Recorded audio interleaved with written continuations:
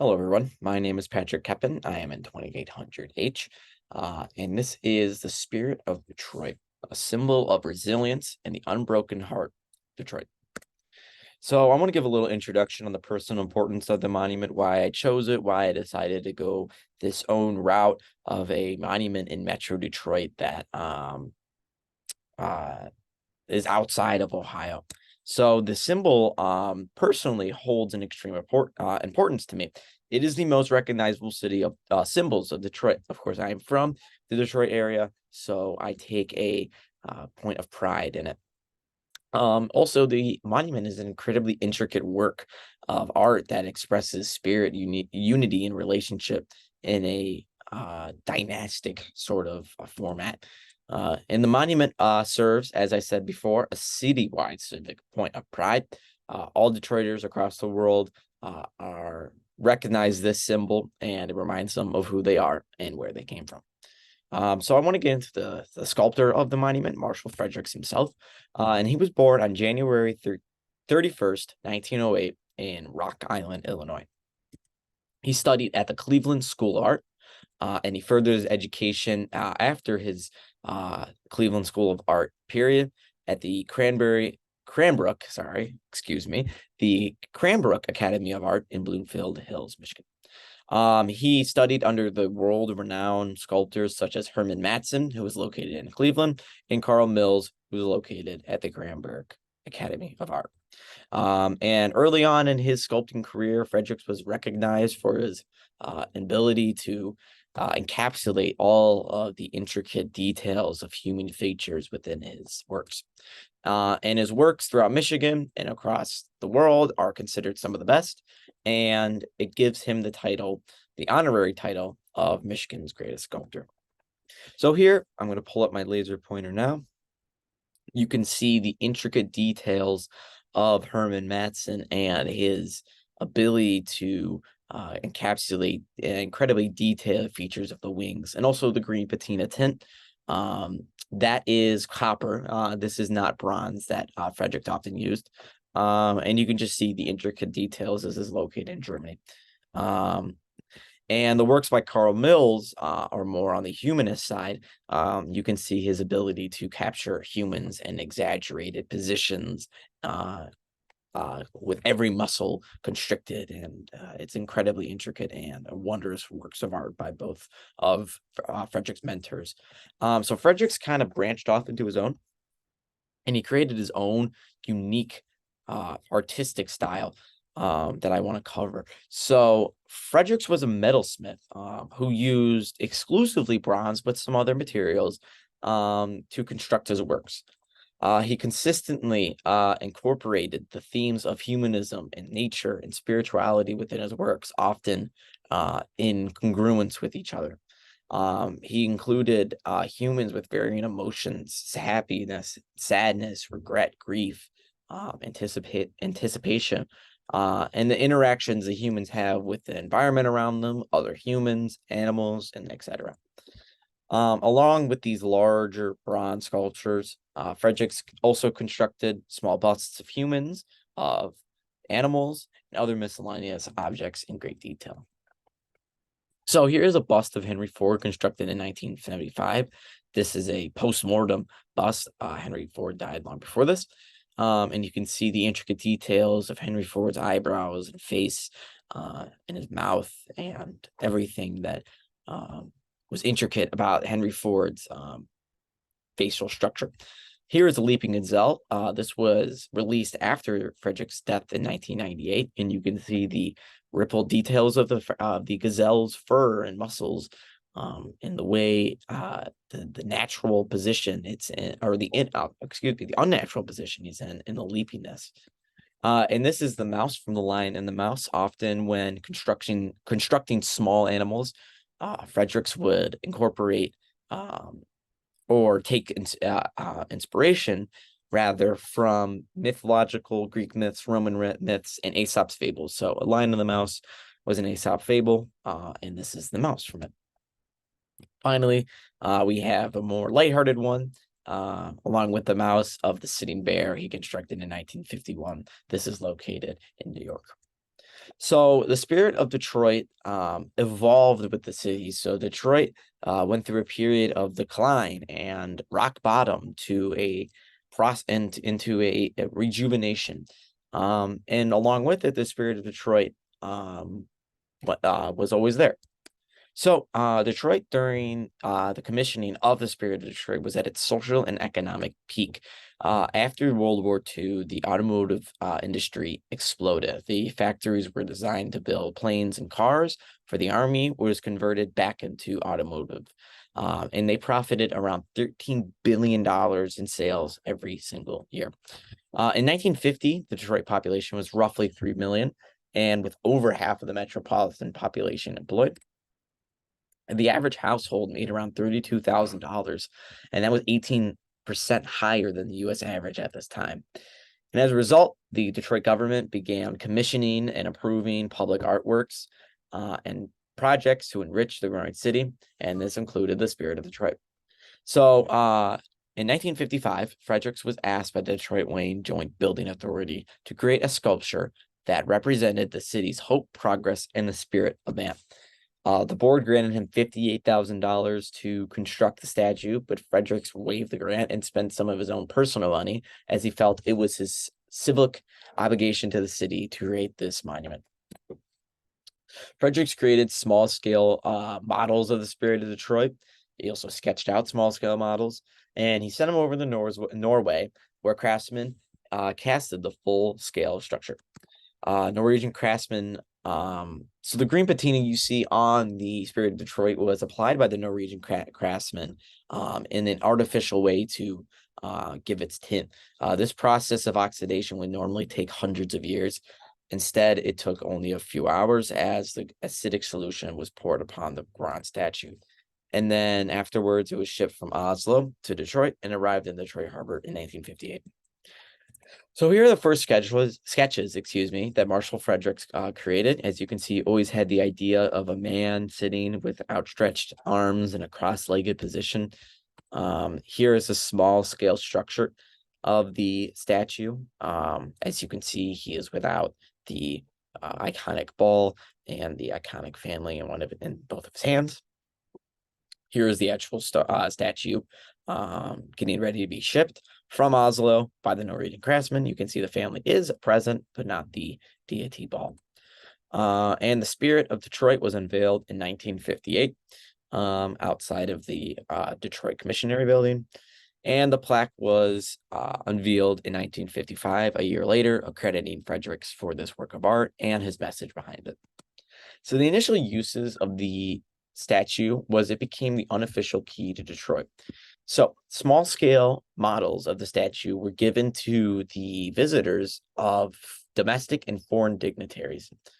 Marshall Frederick was often present at the ceremony, giving the Spirit of Detroit to visitors, alongside with the mayor of Detroit.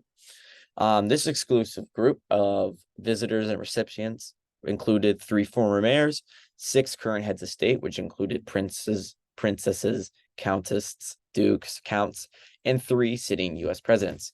Today, these gifts have been preserved in the presidential libraries, museums, and royal palaces, where today they still remain on display.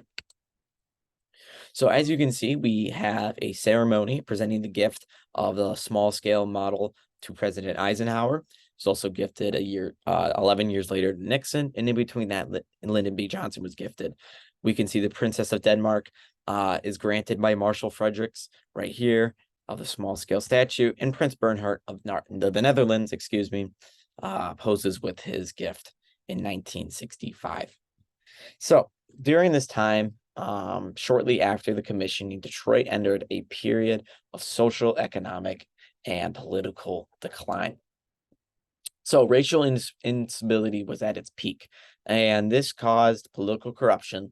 And as a result, Detroit suffered from a long 50-year period of depopulation and economic crisis.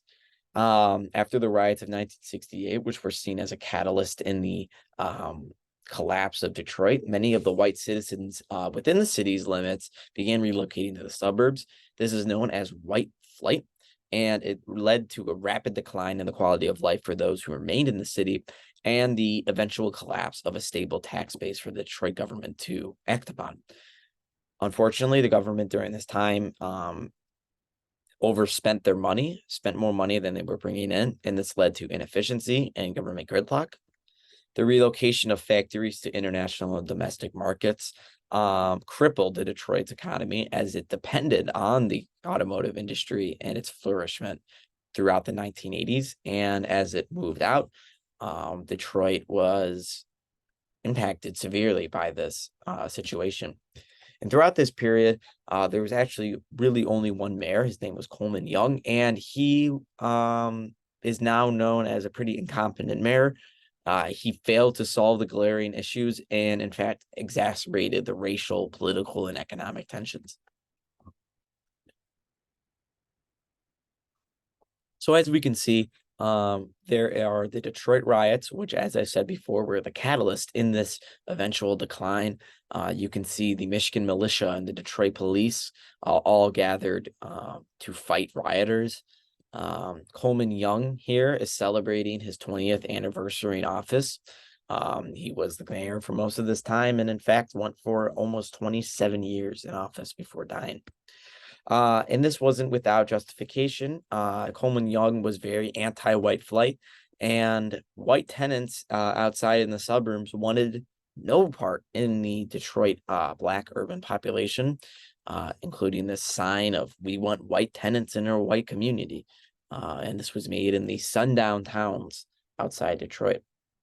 And finally, the Fisher plant was one of several plants in Detroit that were abandoned in the 80s as a result of the loss of factories to cheaper domestic across the United States and international markets. So during this time, the spirit of Detroit symbol and interaction with the city changed, and it became a center of protest throughout the 70s and 90s. Racial tensions, like I've said before, grew, and the spirit of Detroit and the surrounding plaza became a place of congregation and a hotspot for protests. In 1970, a group of students climbed on top of the head of the statue and burned the U.S. flag in protest of the Vietnam War. 2 years later, groups of women gathered at the Spirit of Detroit with their children to protest the lack of funding towards all-day childcare by the government of the city. Throughout the 80s and 90s, protests shifted and were mainly focused on the city's rising crime, guns, and racism towards African Americans. Although the Spirit of Detroit became a hotspot for this contention, the statue avoided any disfigurement or damage. In fact, most of the damage was caused by the city's celebrations of Bicentennial Day, of Independence, and so on. So during this time, or shortly after this time, rock bottom hit. An urban crisis was rampant, and there was bankruptcy going on. And eventually, this led for the city to file bankruptcy. So throughout the late 20th century, Detroit entered a period of even steeper depopulation, with 173,000 people leaving the city limits during this decade. During the same period, thousands of buildings were either being demolished or burned down by arsonists. The per capita homicide was one of the highest in the United States and was 3 times higher than what it was in 1960. The high unemployment rate led to a large presence of gang violence and involvement with the northern drug trade. And as a culmination of longstanding financial troubles, population decline, economic hardship, property loss, and government incompetence, Detroit eventually filed for bankruptcy in 2013. The bankruptcy marked the defining point, the climax of the 50-year period of crisis, and it's seen as one of the city's lowest moments throughout its history. So here's the official document written by the city of Detroit to the federal government, filing Chapter 9 bankruptcy in 2013. The housing crisis of 2008 led to $1 homes being sold. These are 2 of them.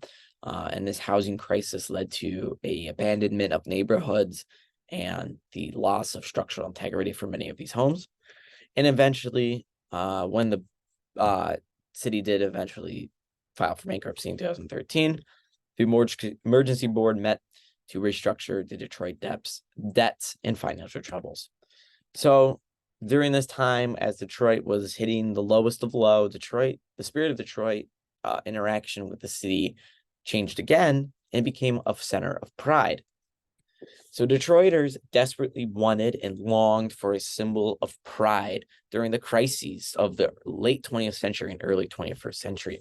During this period of decline, contrary as opposed almost to the situation in Detroit, the Detroit sports teams were relatively successful. Detroit Red Wings and Detroit Pistons won 5 championships during this stretch. So Detroiters, as a result, don the jerseys of Detroit sports teams onto the spirit of Detroit. And during this time, as a result of this, Detroit adopted the spirit of Detroit as a symbol of hope and unity during a time of great suffering. The statue's distinct figure made it become a popular icon of Detroit. The Detroit Police Department etching the logo on their patches, and this inspired local businesses to use the logo to associate themselves with the city. And eventually, the spirit of Detroit has been featured in the promotion of the city through tourism, and it highlights the cultural and historical significance of the monument. So we can see the Detroit Police Department's arm patch use the etching of the statue throughout the 80s and 90s. The only Detroit professional soccer team uses the spirit of Detroit. However, we can see the man has been cut out and it's just the women. And finally, in 2002, after the Stanley Cup victory, the spirit of Detroit dons the Detroit Red Wings jersey in the celebration afterwards. So now I want to shift into an exploration of the statue. I want to go through its features and the distinct 3 parts of the statue and its meaning. So here, the first part, in the right hand of the man, we can see there are 3 main figures of a father, a mother, and a child. All the subjects outstretch their hands towards the sky, and this is reminiscent of the works by Carl Mills and the exaggerated forms of human interactions with the environment. The complete family is symbolic of a representation of the value of all human relationship. In fact, Fredericks believed that the noblest of all human relationships is that of the family. So you can see where he got its inspiration from. He believed the family was the noblest one, so he included it on one of the hands of the man. And today, Detroiters align themselves together as a large community, much like this family, and unify themselves under the symbol of the statue. Now, in the middle, a man sits in a cross-legged and dressed in only a loincloth. His muscular build and slender waist exemplify the ideal man. It's very Baroque and Renaissance-esque. His eyes gaze towards the family, and he raises the sphere, higher than the family. I'll get into the significance of that in a bit. And the structure of the centerpiece is shaped like a scale, symbolizing justice and the imbalance and balance of justice. His placement between the 2 objects of the man, woman, and child, and the ball makes him serve as a bridge or a link. Now I want to get into the ball. So the man holds a bronze sphere emanating the rays, and that is a symbol of deity or God. Throughout history, it is extremely difficult for sculptures to depict God in a physical medium. It was extremely difficult to encapsulate who God was. Is he a person? Is he a thing? Is he not? So Fredericks chose this common depiction of a sphere with rays. That was a very common depiction for sculptors to use to exemplify God. So the deity is raised higher than the family and expresses a sense of hierarchy within the statue, that God is above all, that faith is above all, and that they should look up to heaven and upwards for God. And the sphere also completes the trinity of the statue. There are 3 parts to the main part of the statue. There is the family, the man, and the deity, and this is in close parallel with the Holy Trinity. So I want to get into the inscription behind it that is blocked out, unfortunately, by the large statue's head. So it reads, "Now the Lord is that the Spirit, and where the Spirit of the Lord is, there is liberty." That is from Corinthians 3:17, written by St. Paul, the apostles, in the second letters to the Corinthians. So this is where the name comes from. Frederick never actually gave the name Spirit of Detroit to the statue. This was instead given by the Detroiters with inspiration from the inscription. Is etched into the marble wall behind it and is colored bronze to stand out to the audience. And this inscription emphasizes unity, spirit, and liberty. And this translated closely with the statue itself. So in conclusion, Spirit of Detroit serves as a prime example of a continuously evolving monument in an urban population. How a monument and the people within the city interact evolves over time. It was created during the peak of the economic prosperity of Detroit and serves as a representation of what people do when their city's at its highest, and that is create art, and that is enrich the city and create a point of civic pride. When the tumultuous era of the late 20th century and early 21st century, the statue changed from a point of pride to a beacon of hope. Today, Detroiters have embraced the spirit of Detroit back to a civic point of pride and a symbol of the city, incorporating it into the culture of Detroit. Here's my bibliography. I would just like to thank you for listening and watching my presentation. This is the Spirit of Detroit. My name is Patrick Heppen, and I will see you soon.